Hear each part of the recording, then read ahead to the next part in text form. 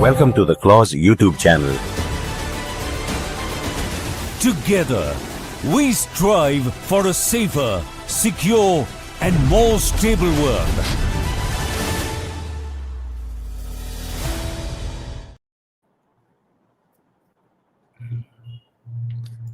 Hello and welcome to Strategic Frontlines, the YouTube channel of Center for Land Warfare Studies. And today we are going to discuss a very interesting development which has been taking place from quite some time. And to discuss this, we have two guests with us. The second guest will be joining slightly later, Air Commodore Bahal. As of now, we have Major General N.D. Prasad, who is a known China expert, as also who looks at geopolitical matters quite closely, including US and the other aspects of international relations. So, very warm welcome to you, General ND. Good evening, sir. Thank you very much for inviting me to be on the panel this evening. Yeah. So, viewers, what I'm going to do is I will give you the context of why we are having this discussion. And to discuss this, I came across this article in South China Post, and it says, as China's population falls, 300,000 strong robo army keeps factories humming. What big message comes out of this is what we are going to discuss, because there is no denying the fact that there has been a drop of about 5.6% of the Chinese populations from 2011 to 2020, and we are 5 years further down the line from 2020. So this would have definitely gone further down. There are some estimates that by 2030 this population may actually reduce to about 757 million, which is almost half of the current population. And the reason for this is that their birth rate has gone beyond redemption. Currently their birth rate is less than the death rate, and it is standing at about 1.3. The replacement ideal replacement rate is about 2. Adding to the complexity of China is the one child policy, and this also leads to imbalance in another factor, and that is gender. Now, what has happened is in China, people prefer, like in India, to have sons more than the daughters. Now, what is happening because of this is that, this is very interesting. 30 million men are more in China than women. So, marriage market has become very difficult. And over and above that, people are not willing to get married also. That's the second aspect of it. And adding to this is the point which I am trying to discuss is that one couple now looks after about 12 people, mother and father of the husband and the wife. And since there is the average age has increased because of medicines and other state of the art facility, grandfathers and grandmothers also. So if you total up all this, it comes to about one couple on top of the pyramid to look after about 12 of them down below. And that is affecting where? That is affecting the recruiting age of the PLA. So PLA is now roughly in the 18 to 22 bracket. That's the recruiting age where they are not finding adequate volunteers. So are we going to see and I'm not even discussing about the GDP, because this is going to have a direct impact on the GDP. For that, what these people are doing, that as far as manufacturing is concerned, every year they have been deploying robots for their routine and automated tasks. You'll be surprised to know that in 2023 they had almost 276,000 robots working.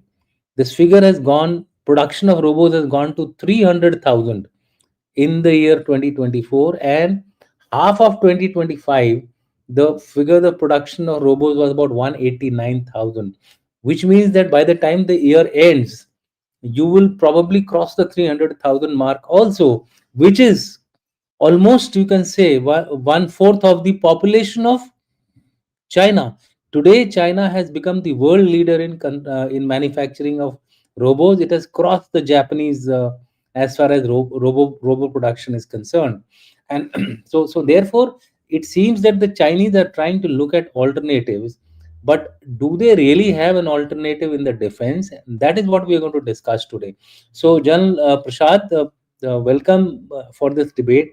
Given the kind of context which I have now told you, do you think that there will be a major second set of transformations taking place now in the PLA because of this falling availability of people for recruitment in the PLA army or PLA armed forces? So over to you. Thank you, sir. To answer your question, firstly, China has already embarked on the structural reforms, as also doctrinal changes to keep in pace with the evolving technical developments globally. The Okay. shift doctrinally to fight an intelligentized warfare is to ensure that there is Internet of Military things like the IOMT, which is available to PLA to ensure better battlefield awareness, situational awareness, and reducing the OODA loop. PLA has also embarked upon employing robotics to uh, assist the PLA in logistics, as also unmanned systems to a large extent are being employed by PLA for reconnaissance, surveillance, and target acquisition. These are already on. Can these robotics or robos replace the soldiers? Not in my view, because these troops on ground or boots on ground will inevitably be required. These robotic uh, platforms will only enhance the capability of the existing infantry or the fighting soldier and not replace the soldier, because at the end of the day, the human presence in the loop is extremely important, and therefore this is only going to enhance the capability of the PLA and not replace them. Okay. I had a question based on the fact that you saying that yes, the importance of humans in the loop will remain, but what is more challenging for China is that if this human in the loop is not willing to come and get recruited because of the pressures which are there now in the society to actually go in for, they are saying, I mean, they have used a phrase called men are lying flat, Yes, sir. right? This is So a new this phenomenon is among the new generation, the younger generation, huh, which Xi Jinping is trying to address.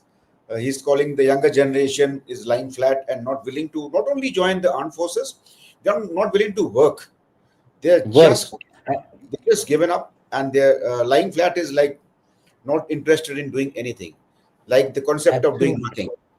So, notwithstanding that the population being what it is, of course they have that, they are currently saddled with the drop in growth rate because of one child policy.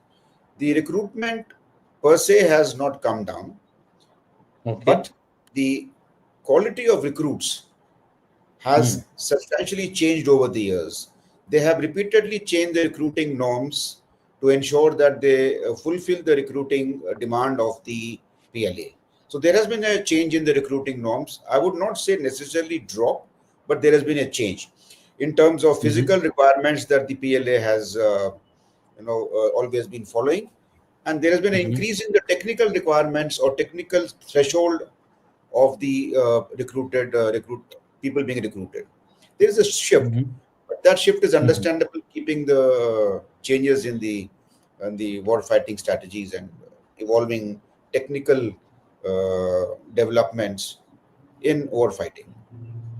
But there is a Okay. problem, as you said, and they are seized with it. They are addressing it innovatively, trying to motivate the younger generation to join. They keep trying with various policies.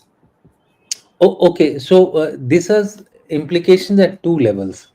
The first level is the ground level. At the ground level, these are the people who are now coming as the soldiers, the cutting edge, front, on the front. You have the leaders who are from the past. There seems to be some kind of a disconnect now between the leadership and the people whom, the men whom they are commanding, because of which we are also listening, or stories are coming out of China, that there is a huge rift in the PLA itself with the CCP.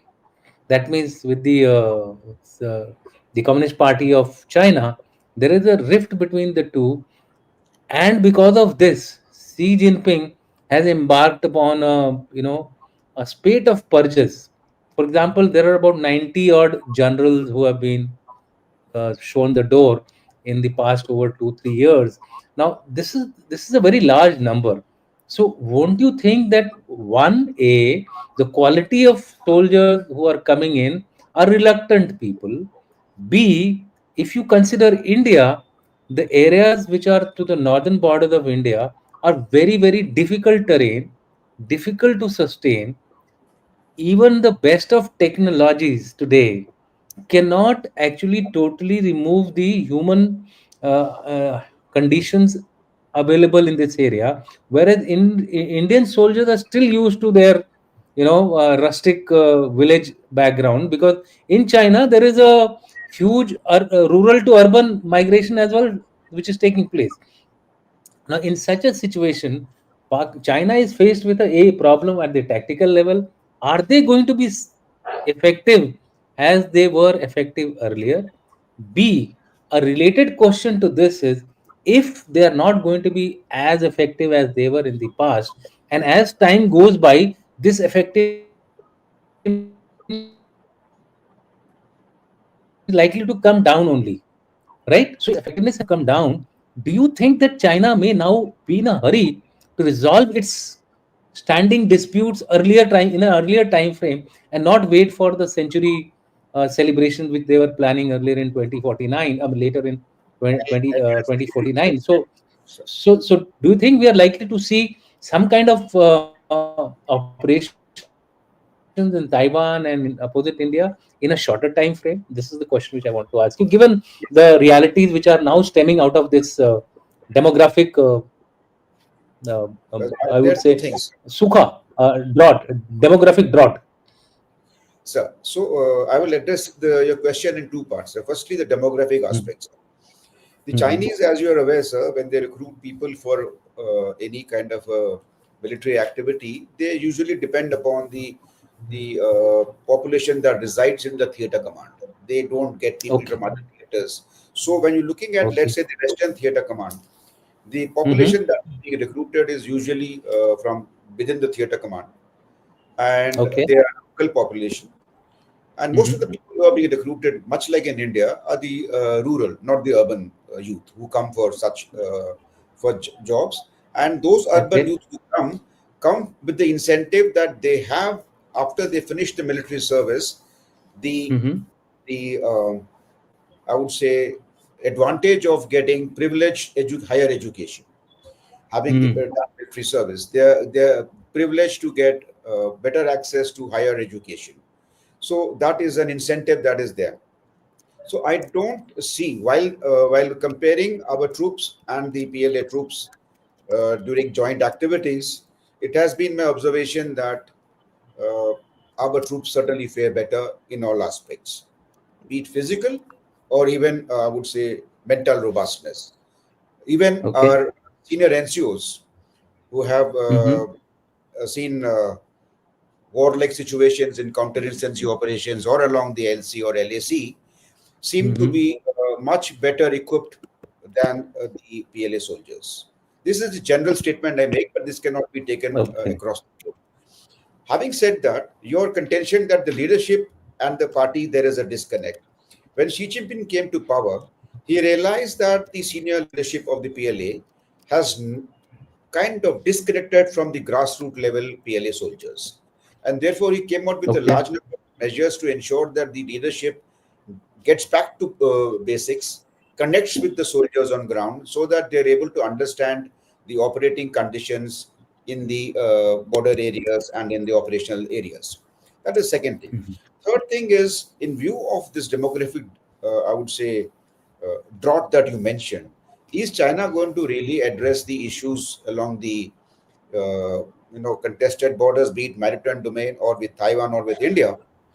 I Mm-hmm. would like to look at India separately. As far as Taiwan is concerned, China today is, there is a huge model that they made in Churiha. There is a training base in Churiga, which is replicating Mhm. the Taiwanese parliament, the president's building, and the underground structures they have for the movement. So they are simulating kind of occupation or attack on Taiwan by practicing the troops at this Churiga military base. Whether this Mhm. is only messaging or carrying out actual training, that needs to be seen over a period of time. The Mhm. PLA activities in the Taiwan states have definitely increased since the visit of Nancy Pelosi. We've seen increased activities of PLA Air Force and PLA Navy in the Taiwan straits. So, therefore, PLA is looking at coercing Taiwan to accept no, the Chinese terms and conditions without having to fire a bullet. And that is the way they would like to actually assimilate Taiwan. Is the PLA ready to go to war with over Taiwan as it stands today? I don't think PLA is in a position to go to war even in the next 2 to I would say 5 years time frame. They're not in the capacity to go to war. They are Okay. looking at options other than war to integrate Taiwan. Will that happen? That needs to be seen. It depends entirely upon the support that Taiwan gets from extra regional pairs that you are aware Mhm. of. As far as Okay. India-China border is concerned, it needs to be seen in a different light. India is a Mhm. competitor, peer competitor to China in the regional Asian sub-Asian region, and therefore Mhm.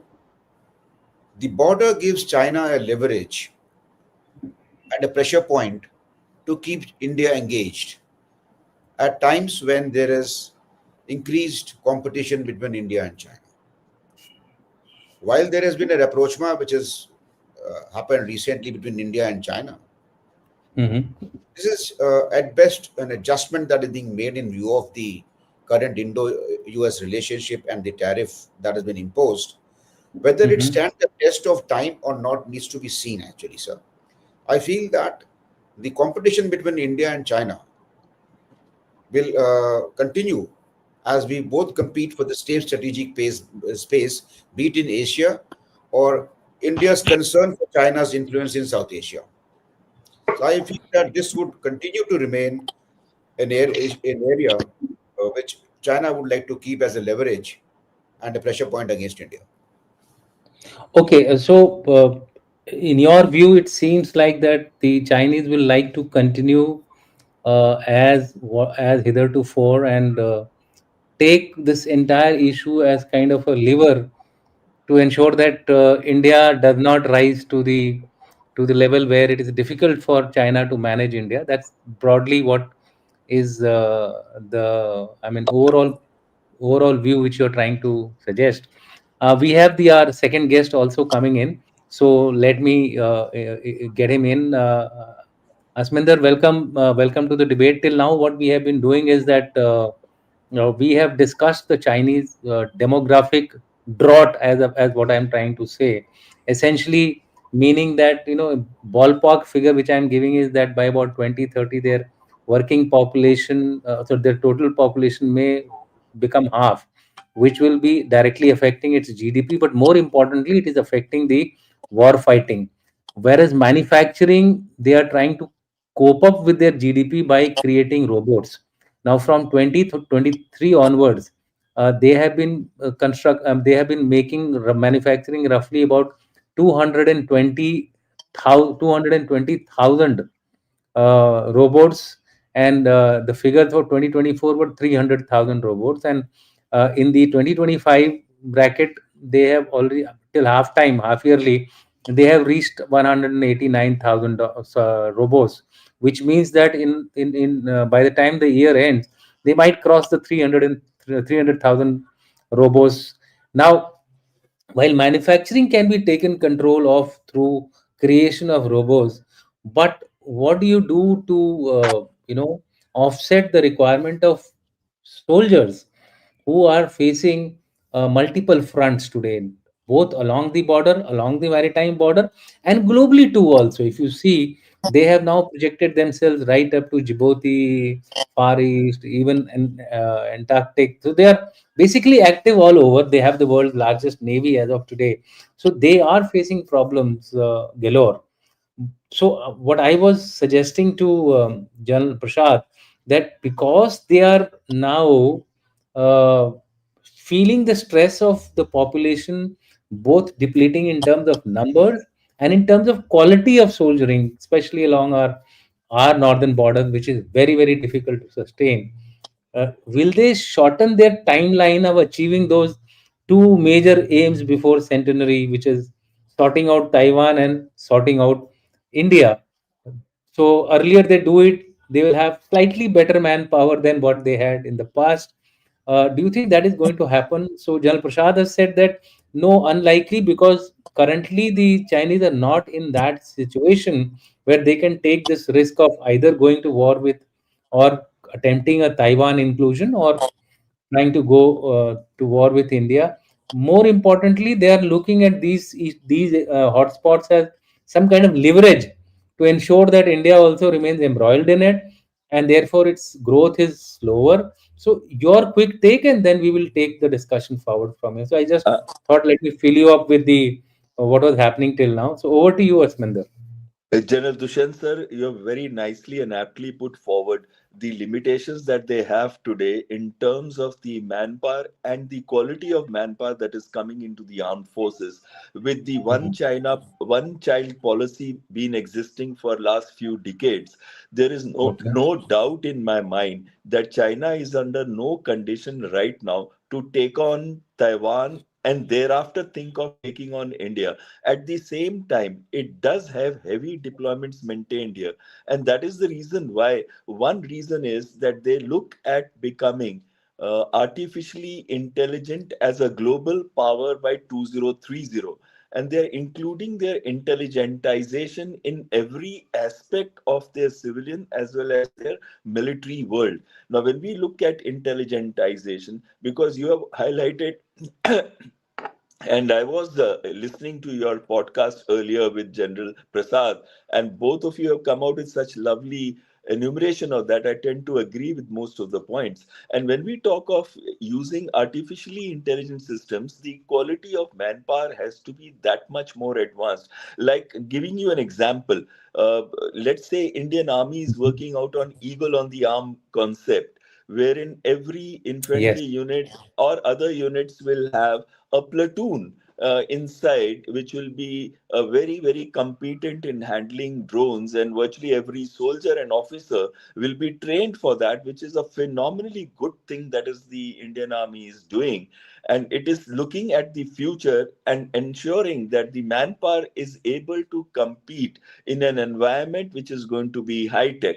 Now, similarly, the other services are also looking at how to make sure that they get technologically advanced and include artificial intelligence, not just, in my opinion, sir, we look at artificial intelligence to build incremental abilities in weapon systems, command and control, decision support, as well as in all the guidance, communication, and attack philosophy, that is target recognition and making a precision attack. So whether it is drones, whether it is missiles, whether it is weapon systems, whether it is military planning, we are looking it as an incremental capability to be brought in into the existing way we work out warfare. But my opinion is that we need to provide such a cognitive domain where it becomes a new approach to war fighting rather than being an incremental uh, capability augmentation.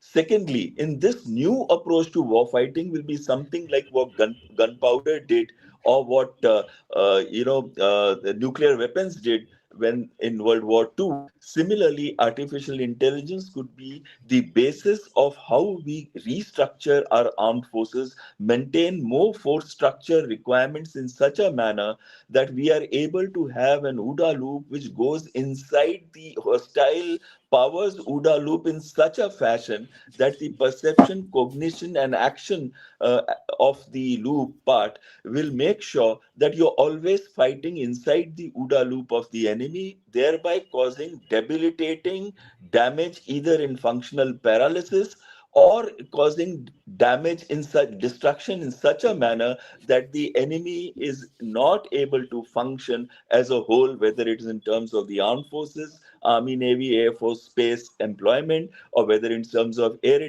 defense. Just to give you one example, like 400 to 600 drones came in during Op Sindoor, but not many caused any major damage. And when we went across after the integrated air defense system, that is the integrated air command and control system, also linking up with the Akash Tir, and when we link it up completely, I believe there were some units that were linked and there were some that were not.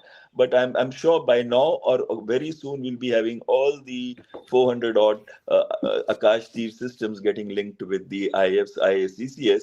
But when the enemy starts wondering whether he's going to put his airborne early warning and control system up in the air or it will get shot down by S-400, and we are coming up with systems, we have a vision of Sudarshan Chakra till 2035. So you can imagine the fear that causes and the psychological paralysis that take place because of intelligentization of your entire system. And that is the new approach to warfighting. And I believe that approach means that you have to rechange your thinking and training, which the army has already started doing, and I'm very happy with that. Sir.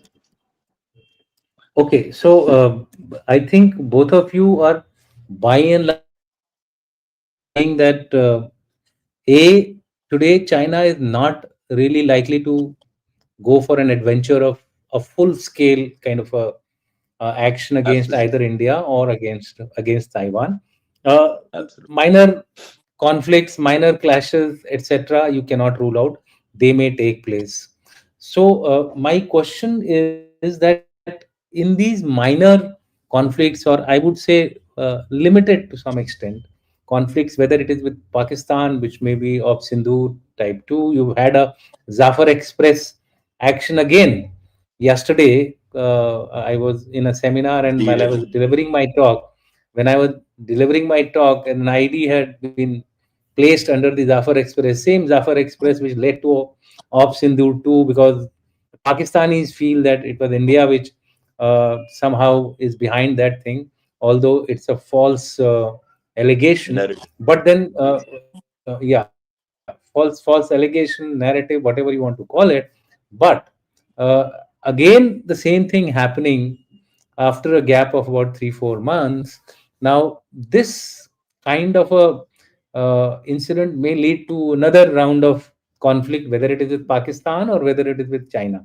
So both these things are a very serious problem.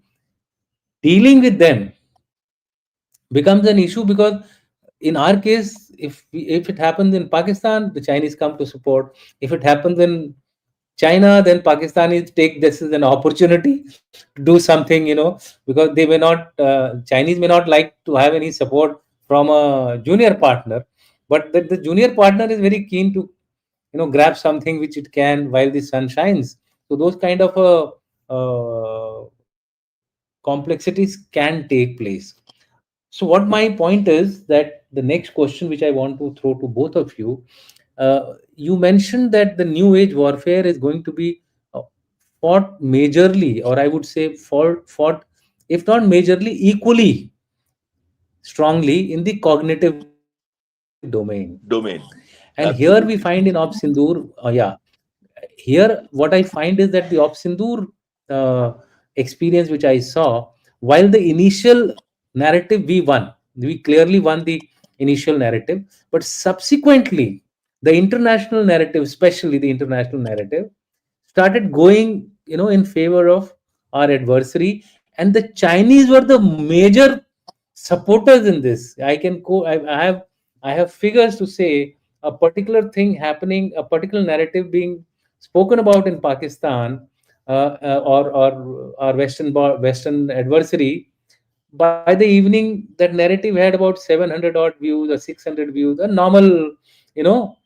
Next day morning when I get up, I find 20 billion, a million, 18 million views, 53 million views. How is it happening? Technology, of course, but all of them are emanating from China. So this cognitive Absolutely right. domain, so this cognitive domain weakness, which is there, has to be fought. What do you think we should do about it? I'll first ask ND, because you've just spoken. Ji, So ND, ji, you ji. can give some views on this, and then I'll ask Ashminder to dilate on it. Yeah, ND. One aspect of China's modernization which we need to take notice of, which was brought out by uh, Commodore Bahal, is cognitive domain warfare, sir. They use brain machine interface to develop systems in terms of using big data analytics, identifying target and target profiles, identifying the target's strengths and vulnerabilities, and thereafter using the brain machine interface with AI and machine learning tools to shape the mind of both own people and the adversary. When we spoke about weakness among the young PLA recruits, this cognitive domain warfare can be used to motivate them to fight beyond their personal capacity that they themselves thought they can, and can be used to coerce or to shape the adversary's mind and uh, manipulate his reactions in the manner that China would like the adversary to react.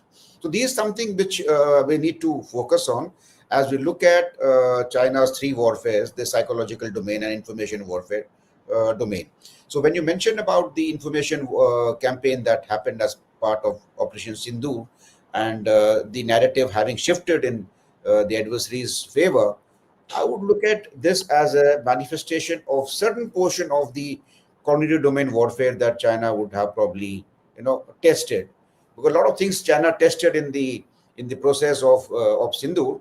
This is one of them that China has its strength in, and the DGISPR, as you are aware, as you also brought out in your own publication on of Sindhu, that this is one thing which is, of course, a well-oiled machine, that DGISPR. So both of them coming together would have shifted the narrative in Pakistan's favor. This is one area that we need to, uh, I think, give more attention to. Over, sir.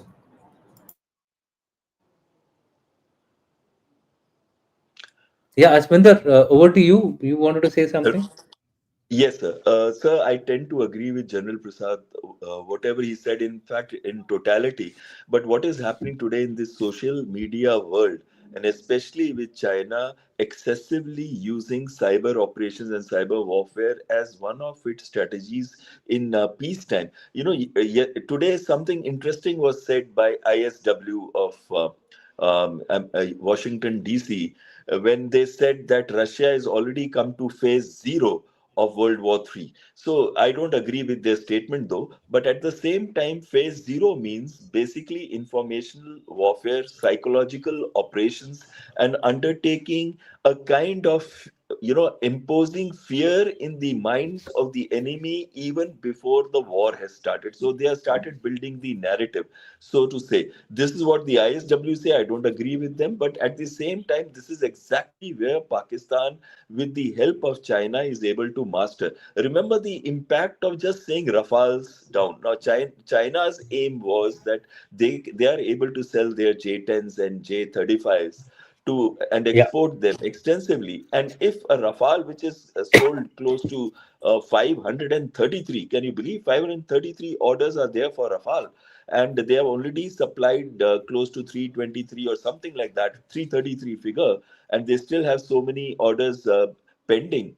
Now, which implies that if they can shift the narrative towards their side and say that the J10 with the extended PL-15 weapon system or air-to-air missile and having a link with the airborne early warning and control system are able to shoot down Indian Rafale, the impression will go down. And actuality, the Rafale company itself is saying that maybe one has been lost due to technical defect, because the Rafale company knows inside out what is the truth. So they also Yeah. know what is the truth, and how the narrative builds up is primarily because you want to portray that you have actually done some harm to India. In case of Pakistan, nobody expects Pakistan to win the war. Nobody expects that. And everybody knows that eventually it is India which is going to play a major role in creating havoc in the Pakistan military and civil establishment. But when they portray that they have done something major, it's something like Ukraine hitting at op spider web, hitting at the strategic bombers of Russia. So they were able to paint as if they have done something great whilst losing ground, because victory is still measured on ground. You cannot say that just because you have hit 20 bombers plus, and just because you have, taken out a few Rafale or something like that, though they have not taken out, but if they say so, even then for them that is victory. They are not interested in that they have lost 11 bases, 4 radars, 2 command and control centers. They have lost 13 plus aircraft, and they have lost 6 in the air and 7 on ground. No, they are not bothered about that. When we see the C-70s landing in Noor Khan base, we know that they have come to repair the C-130s, to repair the F-16s that have been damaged badly in this. Now, we know that. But how do we build the narrative? That is one place where we are weak at currently. And second, and we are weak not because we don't want to do it, but because we never thought that the narrative can be hijacked so easily. And I'm 100% certain that in any future conflict, we'll be also working at the narrative stories. But simultaneously, I want to say this: the Chinese have been, after Galwan Valley, if you remember, their tag 28, their tag 38, and the Red Echo, those cyber warfare Yeah. cells that they have formed, they are extremely active. And you remember the Mumbai outage that had taken place, and somehow Yeah. they feel that they can create havoc in India if they are able to use cyber operations as their primary field. My own feeling is Okay. that we should have something like DGISPR in our country also. We should have, a joint organization which ensures that whilst we are doing those media briefings, the narrative is also built up simultaneously. Yeah. So one thing which I have observed, and this is I think both of you can reflect upon it quickly, and then I'll go to the last question, and thereafter we will take some questions in the audience in the chat box. So the first thing what I observed from the both the discussions, both the views which are there on cognitive warfare, is that uh, two things are lacking majorly. One, I think cognitive domain planning now has to become part of the initial planning, initial joint planning, right? In an integrated manner. So when we are planning an operation, the cognitive part has to be part of the game. Now the problem is, if cognitive warfare has to be part of the game, cognitive warfare has a different dimension than military planning. The cognitive warfare has a dimension of civil. It has it has the imprint of the military requirements. It has also got the citizen requirement. So it has got space content. I mean, there are a number of issues, technological content. There are intelligences which have to be involved in the cognitive planning. So it cannot be standalone. B, if it has to be together, then whole of nation approach. Do you think, I mean, this is you can give a quick comment. Do you think now there is a need for us? See, Pakistan is already, and China, both are already operating in a tri services cognitive warfare. ISPR virtually is the tri service. It's not only army, it's the tri service, right? As far as China is concerned, their PLSSF is already a tri service organization. Do you think now there is a requirement for us now to create a multi-functionary or multifunctionary body for cognitive warfare, which should then get linked to the operational and the military planning and the strategic planning which has to be done to ensure that next time round we are proactive and not reactive? Quick comments from both of you. Andy, you can go first, and then Yes, I'll sir. ask The way Ashminder. we Yeah. had seen the Op Sindoor manifest, you'll realize Hmm. that there is a need to change the mandate of the CDS firstly. Hmm. Because at the end of the day, he was the one who was coordinating everything and Hmm. the operation. While it is not a full-fledged conventional operation, but Hmm. his role cannot be underestimated. Okay. Having said that, he needs to be empowered not only in the operational and intelligence domain, but also in the strategic communication domain, which presently he is Mm. lacking. Okay. Therefore, your suggestion that there is a need to have a tri-services strategic communication Organization. asset under the CDS, as his role has evolved, as we have seen now, needs to be Mhm. taken. I have always advocated that we should look at some kind of a tri-services setup for more than a decade now, which is the way the Chinese and our Western adversary are actually addressing this information domain aspect. There's certainly a need, and we need to empower the CDS with this. Yeah, Ashminder, your quick thoughts on Yes, sir. that. Yes, sir. I totally agree that there should be a tri-services public relations organization that should be formed at priority as of yesterday. At the same time, I feel that there is another requirement which is much more important than this. And this is important. But the other requirement that is much more important is we don't even have one integrated, situational awareness platform where the combined picture, operational picture of the three services and the space is coming at one place, and we are able to now take decisions based on the inputs that we are receiving from various services, various sensors, various shooters, everything. And what we require today is maybe close to Delhi or maybe somewhere, we must go in for a tri services headquarters where combined joint, or I would not say joint, integrated planning is taking place. Currently it is not there at all. And secondly, when we formed AI strategy for future, that is the paper that came out with Niti Aayog, and subsequently we had AI task force being made in MOD. But still the three services are completely fragmented with respect to pursuing their own philosophy, and at times we are competing against each other for getting similar systems, whether it is drone, aircraft, weapon systems, or others. And I am not seeing any major change that has taken place even in integrated procurements. So what we need perhaps a great thing is, before we bring about a cognitive change domain, a change in cognitive domain, we need to first get our all services into one domain itself, where we are planning for it as integrated. And thereafter, as you can understand, with 29 squadrons, one cannot have theater commands which are broken down into 6 theaters or 5 theaters like that. But and probably for that you may need 70 to 80 squadrons, which we don't have and which we'll never have. So probably when we are looking at all this, at least one more area that we can look at is integrated aerospace defense. And since the Air Force is primarily responsible for the air defense of the country, we could have that at least started quickly. We are already linking. It's all, the policy implementation is mostly fragmented. This is where we need to focus at to get back into business and at least have integrated planning centrally, somewhere close to Delhi, and somewhere close to where your political will exists. I think, Asminder, you've brought out two very good points. One is that before we actually embark upon the cognitive domain as being tri-service, there is the need for a common operational intelligence picture now, Absolutely. or operational intelligence picture. So for that, there is a need for creation of either.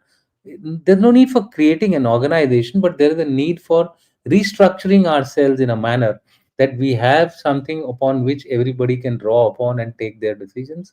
And at the same time, I would also like to agree to Andy that there is a need for, I think, revision in the roles.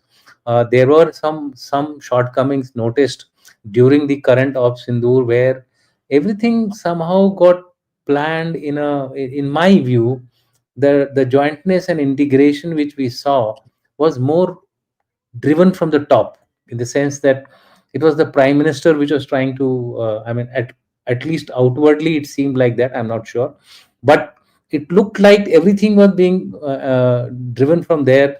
And when we say prime minister, obviously the NSA gets into gets into the loop now. So for that kind of a thing, for a short operation, yes, but if it is going to be a prolonged operation, when people will get involved into their day to day on ground fighting, whether it is by air or whether it is by the the ground forces or the marine forces.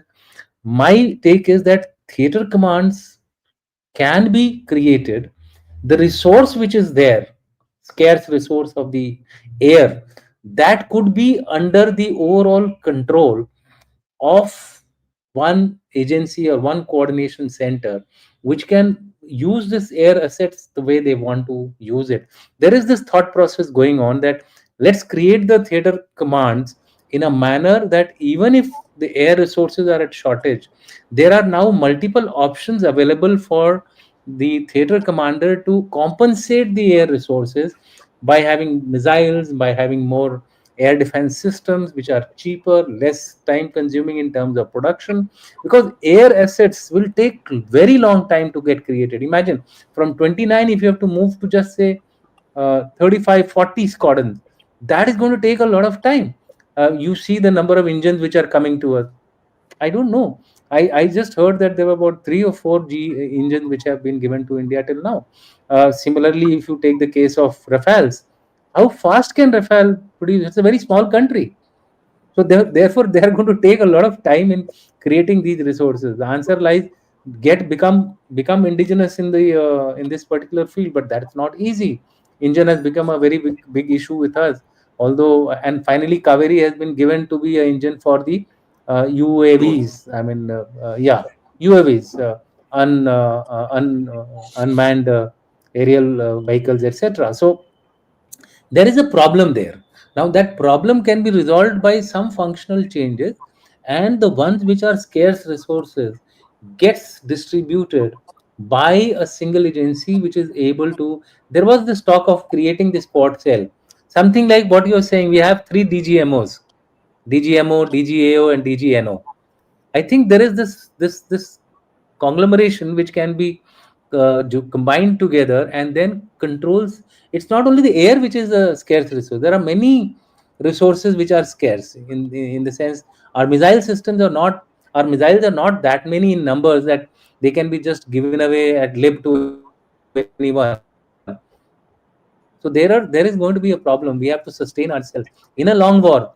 Our sustenance may come under pressure. We don't know what will happen. Ukraine is a case in point. Ukraine is kind of a situation where America is continuously supplying to us. You that in the war, air has become almost million drones a year. Same is the case with Russia. Russia has stopped taking side drones from Iran. They are producing it in their country. Ammunition. There is a disparity between production of ammunition by Russians vis-a-vis the Ukrainians. Ukrainians are dried up. They don't have the ammunition, but the Russians have the ammunition, so they are able to do that. What I'm trying to say is there has to be some kind of a new architecture of war fighting which may have to be created, basically to ensure that we are not running short of the new age war fighting as we are talking about. With that, I'll come to the last question, and that is you can give in the concluding remarks whatever you want to give. Last question is, if demography is the challenge, which that was the subject which we had taken for today, unfortunately we got sidetracked. Last question is, if demography is going to be the challenge, do you think China is going to use now technology to ensure that their humans, less in number, are able to perform better with technological help and compensate for their demographic drought, or demographic drought, as I keep saying, famine of demography? Do you think there is something like this in the offing, given the fact that they are now going in for 10,000 humanoids, not robots, humanoids per year? So there is this new develop. I mean, they are running ahead of the schedule. They are running ahead of all of us. Today, 50% of the robotics are being produced by China in the world share. So you can imagine the scale at which they are doing all these things.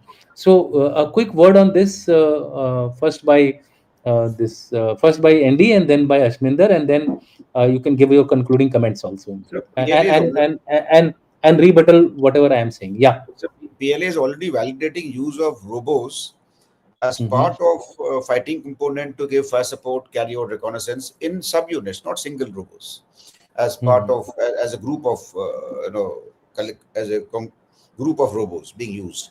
So when you see that, not necessarily for the final 200 meters, but certainly for tasks which can assist the attainment of the military objective at tactical level. So therefore, they're validating that, they're trying that out. They're using them for tactical reconnaissance. They're using them for fire support. They're using them to validate if they could reduce the number of people committed on these tasks and ensure that whatever manpower they have is committed on the uh, final assault. So at the lowest level, they're looking at that. Hmm. So I think that Yeah. trials are always already on. They're engaging. They're validating in their exercises. So this needs to be followed up and seen as to what kind of activities will they be delegating to these robos. Certainly, they're using them for logistics. They're using them for bomb disposal, mine clearance. So Dirty fighting. that they're already doing, and I think Yeah. they're also using exoskeletons to enhance the Yeah. capacity of the troops in difficult terrain like high altitude area. These are already happening. So I see that, but uh, totally precluding the troops on ground may not be. It's not Yeah. That possible. of course. That But of yes, course. What I'm just certainly saying is that the shortage is being compensated, they are right? doing that. They're It validating can that. never happen that it can never Exactly. happen that you can replace the humans. Exactly, sir. Foot So the that foot validation on is the going on. ground So has to come. we need to Yeah. follow Yeah. it up. That's all. But will that Correct. manifest in a contingency like we had in 2020? These kind of um developments. We need to look at the cognitive aspect of such kind of engagement in future and using of non-lethal weapons, which are otherwise can create shock and awe. I'll Yeah. I leave it mean, here. Galvan. Imagine in a Galvan situation, what would have happened if there were robots and humans mixed together fighting the brave Biharis and the Madrasis and the Sikhs. Things would have been different. So, quick comment by you, Asminder, and any you wanted to speak on my points which I had raised, so you can take that also up. Yeah, go ahead. Yes, sir. So I tend to agree that they're working a lot in terms of artificial intelligence, like DeepSeek has come in now, and they are Mm. looking at $150 billion of AI industry. And in the robotics, you are absolutely right that they have got robos such as Robo Wolf, which has four limbs, and it also has a gun, machine gun, and it can do both scouting and combat role. And they work in teams, like two can go together, four can go together, or even more can go together, and they have such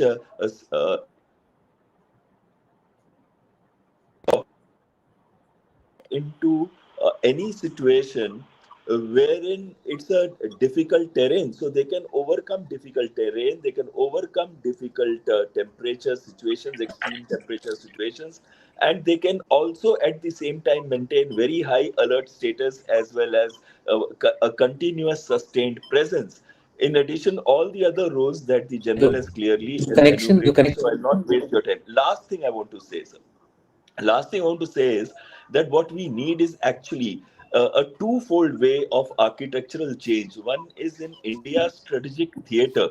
Now, India's strategic theater, by that I mean, is where there is a common operational picture available, where integrated planning between the three services, that is DGMO, DGAO, and DGNO, are present, where there is going to be the prioritization of the various other sub theaters that come into it. And those sub theaters could be exactly what the army is thinking about: northern theater, or western, or southwestern, or maybe eastern, whichever way you look at it.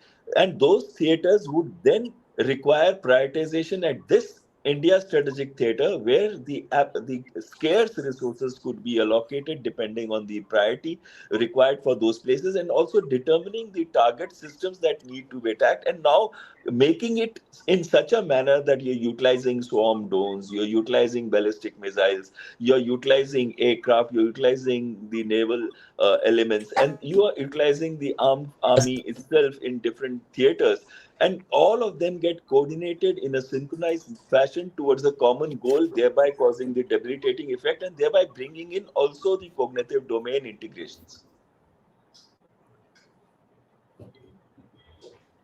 Yeah, Asminder, your voice is getting cut. I think there was some technical problem, so it was not coming out clearly. So just see. I hope your internet connection is okay. We will Yeah, it's we'll move on yeah. to questions now. I whatever I could understand, whatever I could understand from what you were saying, because it was not coming out in one stream, so we were not able to. Can you if your voice is okay now, can you briefly just within Yes, sir. I within a wanted short to say, span, 1 odd yes, minute, sir. can you explain to repeat your. Yeah, it's better now. Yes, sir.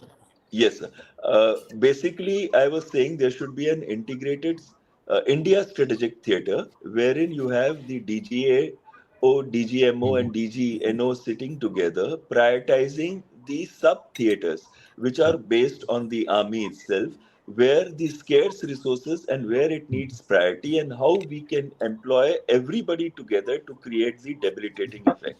So, working towards a common goal by bringing in synchronization and synergy. That is the whole thing I was trying to Okay. cover. So there should be Yeah. India's strategic Understood. theater, and there should be different sub theaters under it. Understood. Understood. So there is a kind of a hybrid modeling which you are trying to suggest. Yes, we can look at all the options by which we can optimize our war fighting, and everything is welcome. The end result, what we want is victory, right? That's the and victory, which is not a checkmate, or which is not just a victory. It has to be a massive victory. Then only people will consider that we have arrived at the war fighting global war fighting level, that we will be a power to reckon with. People will listen to us when we talk of something in the geopolitical arena. So with that, now we'll take some questions. Akashika, can you, Aishwarya, can you switch on to few important questions so that we can take them one by one? Yeah. The first question is by Thadani. AI feeds on big data and its responses are based on the algorithms on the servers. Of course, the UI UX is optimized to keep the target audience engaged by hours every day, right? Second part, with its 1 billion users and counting, is a fertile training ground for these foreign AIs. The Chinese, amongst other foreign entities, are not ahead of the curve because they have the tools, but because they have the access to the required big data from Bharat. Your views. Basically, he's trying to say that we are using the big data, or we are using our data. I mean, Chinese are using our data, which is available with us, for enhancing their operations, because we don't have a data control over our usage of AI, which is happening through the various AI platforms which are available. Number of them: Perplexity, Copilot, Grok, Chat GPT, Open GPT. I mean, there are a whole lot of them available now in the environment, Meta, etc., etc. So, Asminder, we'll go one by one. Asminder, you take this on. Yes, sir.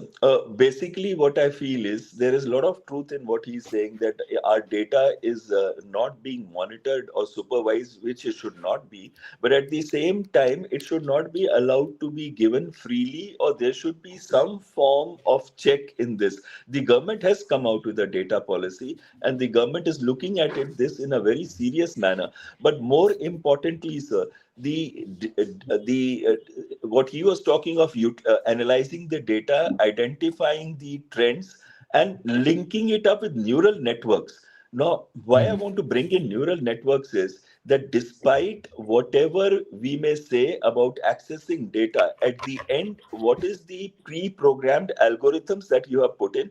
how you have created architecturally the neural networks which are self-learning on their own. So right now we are at a stage where we are not at deep learning, but tomorrow we are going to get into deep learning and then super learning. That is the stage where the self-learning process and critical reasoning will start becoming that much more important and possible. And from that, the solutions will come out, and it will even give us options as to what we should do, what we should not do, what is the likely outcome, and we can even plan based on the likely outcome with the enemy and his reactions, likely reactions. We can even base our subsequent actions right from the word go. So this is exactly what I personally feel difference with him. I have only one, that in this pre-programmed algorithms play a large role, but beyond that, once the deep learning starts and the self-learning and critical reasoning overtakes the neural networks that we have created, it is automatically not going to, we should not be too worried of whether that data is available with somebody else and whether he can utilize it against us. Yes, he can utilize it against us. Yeah. So you think Aratai, we should switch over to Aratai, Zoho. That would be a better security than what we are doing currently. And I Sir, believe it's performing quite one well. thing is, yes, Yeah. sir, Go I ahead. agree with that also, sir. But there is a slight problem here. Most of us Yeah. are thinking of firewalls. Most of us are thinking of network access. But sir, currently today, there, if you really want to get into cyber security of your data, then it is extremely important that we have to move away from this thinking of firewalls and thinking of architecture structures. We have to start thinking not just of EDR, which is the endpoint detection and response, or zero access, zero trust network access, or SIEM systems, but we have to think of creating such a virtual network which itself acts like a firewall, wherein the first intrusion itself is detected, and which he thinks he's achieved the network of your organization, but is actually not. You only got a false wall in front, and this is where I think we should move towards our cyber security and data protections. Yeah. Go to the next question. What type of technology weapons would you deploy in Himalayas that aren't conventional? Yeah, Andy. I think we should look at weapons which the one of the questions mentioned that the Chinese have used against us. So we should look at those weapons which would not necessarily come in the conventional domain like rifles, and yet achieve the effect like the laser dazzlers. I'm naming one, and of course we should look at uh, electronic warfare equipment which is integrated with a decision making loop by kind of having IOMT, Internet of Military Things, so that the surveillance, reconnaissance, and weapon platforms are all integrated into the decision making loops. But as far as the weapons that were used in the recent clash, such border clashes which happen spontaneously or even if it's planned, to keep it below the threshold, these weapons which are conventionally identified as military weapons are not utilized, so that it remains in the gray zone. So if you're looking at fighting in the gray zone, then of course we need to use unconventional weapons which are more technical oriented in terms of directed energy weapons, laser dazzlers, and such kind of weapons. Of course, EW remains one of the primary sources of such activities. Yeah, yeah, you're right. Ashwarya, go to the next one. There are some very interesting thoughts which you have Why can't we have drone squadrons? Just for So if I can understand, what you are saying is, you why can't we have and also drone find squadrons? countermeasures to. I'm not saying that. The Amitesh is saying that why can't we have drone squadrons? what he's trying to mean is that drones are easier, faster to make.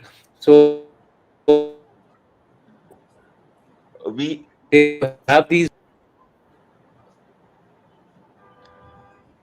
sir, can you hear me? Yeah, I think Yeah, now can I you can hear hear me, you. sir? Yeah. Yeah. What Yes, yes. Now we can. drone squads are already there in Air Force, sir. So we have been having them for the last 2 decades. Now the point is that you cannot I know, but the replace. numbers. Yes, sir. Those numbers need to be enhanced. There's no doubt. Like 1 million UAVs are being procured by China this year, and but they are Yeah. mostly loitering munitions. They are not like hail, mail, or low altitude, short endurance UAVs, but they are mostly loitering munition systems. Now, I want to say one thing of the previous one, which I feel one point I want to add on this.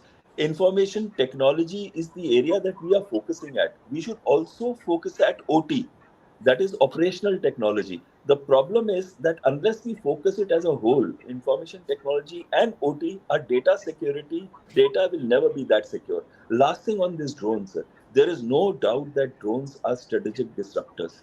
There is no doubt that drones are going to play a major role. But at the same time, they cannot create conditions of air dominance, air superiority. They don't have the flexibility to be employed at multiple theaters, and change of theaters in the last minute, or change of target systems that are very vastly away from another place, and the flexibility of returning back after dropping the weapon load may not be there always, plus their speeds. They are not able to fly at different altitudes with the kind of ranges that you can achieve with fighter aircraft.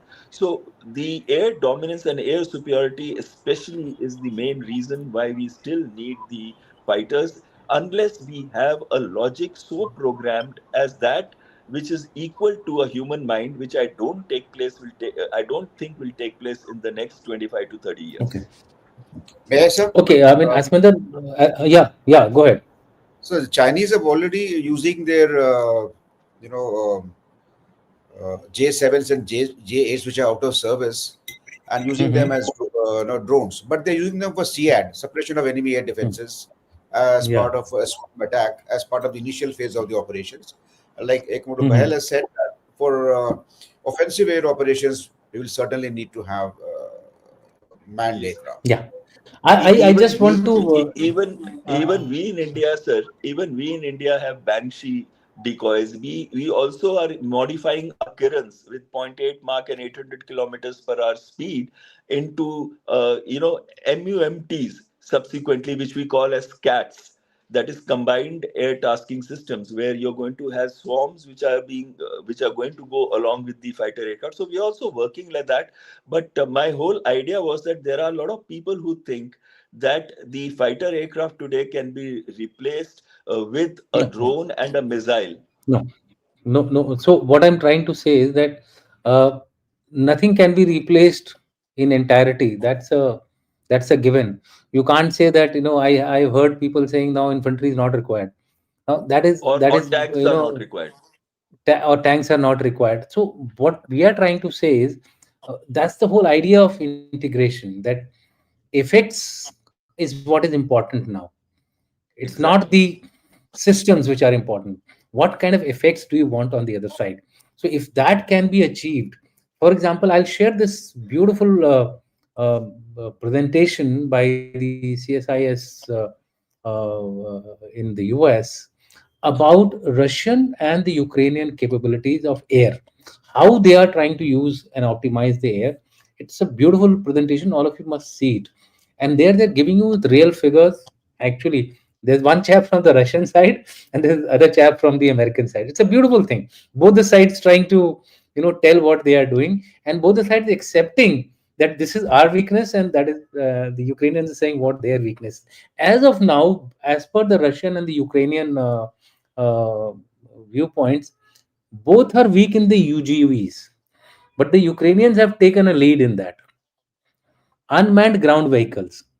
There is a problem there, but they are saying that as far as air, as far as underwater, surface, they are way ahead. They're way ahead, and they are producing, like I told you, in millions now. And because of the cost factor, they're trying to find methods of usage, not the they want to destroy 36. What was basically spider web? They wanted to destroy their strategic assets. We could have done it with the air, but they did it with something else. Point is, we must now have to relook at the whole thing and try to reimagine. Like loyal wingman is a good concept, okay, which the air force is trying to evolve. So the loyal wingman will, what will it do? It will enhance the overall efficacy of survivability of a fighter aircraft in the air. So and plus effects will also be that much better, but that has to be seen with what the enemy has and things like that. So we leave it at that. Let's go to the next question if you have any. Otherwise we will call it a day. I think we have already reached 1 hour 10 minutes. Last question, if you want to answer. Yeah, let's do a bit of wargaming. This is just an information question, just to lighten up the environment. Let's do a bit of wargaming. The Chinese deploy their best robotics at the border in an aggressive posture. We hack their command and control communication lines. We're very good at it. There's one PUBG wala also. Just see that. That's also very nice. Lines, and instruct them to go to Beijing. So this is just to make you all laugh. But on the lighter side, possibilities of such systems getting demobilized, getting deactivated by countermeasures like this is very much a feasibility. What do you have to say? I mean, one liner. Good idea? It's something which must be tried, Yeah, sir. I mean, Because when we look at yeah. drones being spoofed, unmanned aerial system being Yes. spoofed by the other side, this is part of spoofing which So must be robots can done. also, Uh, the proof of the pudding is in eating it, sir. yeah, Sir, absolutely. yes, sir. There is no regulatory framework for artificial intelligence as of this moment globally. And Hmm. primarily, this is one of the reasons just now, which is mentioned, that the data is man-made, the data is Hmm. coded by man, and the programs that are fed into it or the algorithms fed are done by human beings. And after that, if there is a corruption Hmm. that takes place due to cyber war or cyber operations, you can come to a situation where you may have a nuclear war going on because of no regulatory frameworks on artificial intelligence employment in hostile situations. So there is a requirement for a regulatory framework. It has a lot of principles, and clause was one of the first one. And they had tasked me with this about 3 years back, sir. 2 years back, when they asked me to come out with certain principles and framework, regulatory framework for utilization of artificial intelligence cyber operations. So that is available in a paper with the clause which has been published. Okay, I think that is the real story which we want people to go ahead with. That it's not about uniforms, it's not about turfs, it's about effects, it's about victory. If we keep this in our mind, I think nothing can stop India. And to just highlight that it's not about numbers who are about your channel being watched or not. It's about this. Good morning, all from Vancouver, Canada. First time to join from IT Feed. That's the success, gentlemen. Thank you very much, Jai Hind, for your contribution. This is going to encourage us to do some professional discussion. I would also like to share something that first time I'm hearing General ND Prasad, a true speaking general. So compliments to you, Andy, for that. Not that Ashminder and we are myself are and not speaking the truth. We are also speaking the truth. But the fact is that I they are kind of they like your thing. So we will expect both of you to be on this channel more often. Thank you very Sir, much, and Jai Hind. Jai Hind, sir. wishing the Air Warriors a happy Air Force Day, sir. Jai Hind. Thank you, sir. Same to Happy Air you. Force. My mistake. Happy Air Force Day. I just wished my father Happy Air Force Day. He's from the Air Force. So that's where, in the case of India, we have a family. I have in my family, my brother-in-law is from the Navy. I am from the Army, and my father is from the Air Force. And there is another brother-in-law of mine who's from the Army. So that's the way it Touch, is. That's the way Indian Armed Forces can go ahead. Thank touch the you, No and sky Jai. with wonder you hope, sir. love all the three services. Thank you. Thank you so very much. Thank you, sir. Jai